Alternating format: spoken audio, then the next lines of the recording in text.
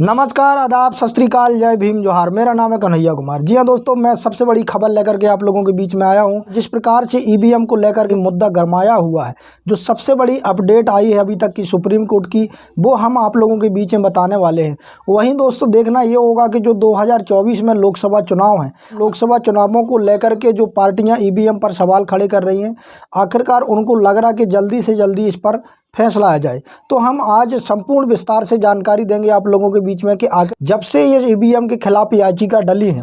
क्या याचिकाएं डली हैं, याचिकाओं में क्या मांग की गई है और सुनवाई कब तक होने वाली है, संपूर्ण जानकारी देंगे आप लोगों के बीच में। मेरी आपसे विनम्र अपील है कि अभी तक आपने हमारे न्यूज़ चैनल BMM News 90 को सब्सक्राइब नहीं किया तो सब्सक्राइब कर लें, साथ में बेल आइकन को प्रेस कर लें, वीडियो को लाइक कर दें। जी हाँ दोस्तों, जो अभी तक की सबसे बड़ी अपडेटेड खबर ये है कि DY चंद्रचूड़ ने, जी हाँ दोस्तों, आखिरकार जितनी भी याचिकाएं डली थी DY चंद्रचूड़ तक ये याचिकाएं पहुंच गई है और कहीं ना कहीं ये माना जा रहा है कि सुप्रीम कोर्ट में बहुत जल्द इनके लिए सुनवाई होने वाली है। जी हाँ दोस्तों, मैं थोड़ा बैक में जाऊंगा, आप लोगों के बीच में बताना चाहूँगा कि जो सबसे पहली याचिका ADR ने मांग की थी, ADR की याचिका के बारे में आप लोगों को पता होगा। मैं वो बता देना चाहूँगा कि आखिरकार ADR ने जो मांग की थी वो ये की थी कि अभी EVM मशीन है, EVM मशीन में जो कहीं ना कहीं वोटिंग होती है उस पर गड़बड़ी होती है, इसलिए जो EVM के साथ VVPAT लगाया जाता है।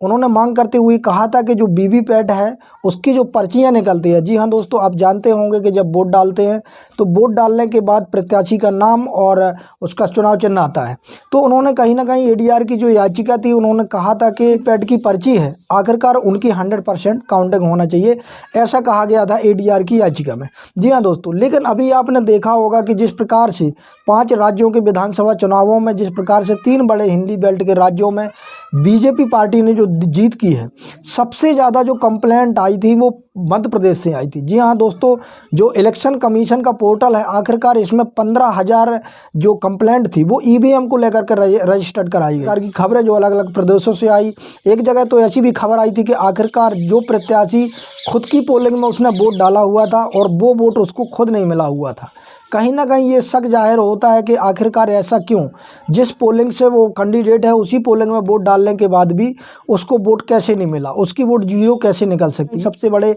सवाल हैं। और कहीं ना कहीं यही प्रशांत भूषण ने ये सवाल लेकर सुप्रीम कोर्ट के पास रखे हुए हैं। लेकिन दोस्तों, जो सबसे बड़ी अपडेटेड खबर है, अभी आपने देखा भी होगा कि कुछ दिन पहले जो इलेक्शन कमीशन था और सुप्रीम कोर्ट था, कई उन्होंने जो याचिकाकर्ता थे उनको फटकार लगाते हुए कहा था कि आप ये EVM को लेकर के बार बार क्यों याचिका दायर करते हैं, इसके खिलाफ जो ठोस सबूत है वो क्यों नहीं लाते हैं। जी हाँ दोस्तों, वहीं जिस प्रकार से आपने देखा होगा कि जो सुप्रीम कोर्ट के बड़े बड़े वकील हैं, चाहे वो 19 लाख है जो EVM गायब हुई थी उसका मामला हो, इसके अलावा आपने देखा होगा कि 2019 में जो 370 सीटों का घपला हुआ था, जिसमें जो वोटिंग परसेंट था वो अलग अलग था, जो पोलिंग बूथ पर पड़ा हुआ वोटिंग था वो अलग था, इसके अलावा जो काउंटिंग वाला परसेंट था वो कुछ था। तो इस प्रकार की जो गड़बड़ियाँ हुई थी, और सरल भाषा में आप लोगों को बता दूं कि यदि किसी पोलिंग बूथ पर यदि 100 वोट पड़े थे तो गिनती के टाइम पर उस पर 120 या 80, इस प्रकार से जो गड़बड़ियाँ तमाम प्रकार की पाई गई थी,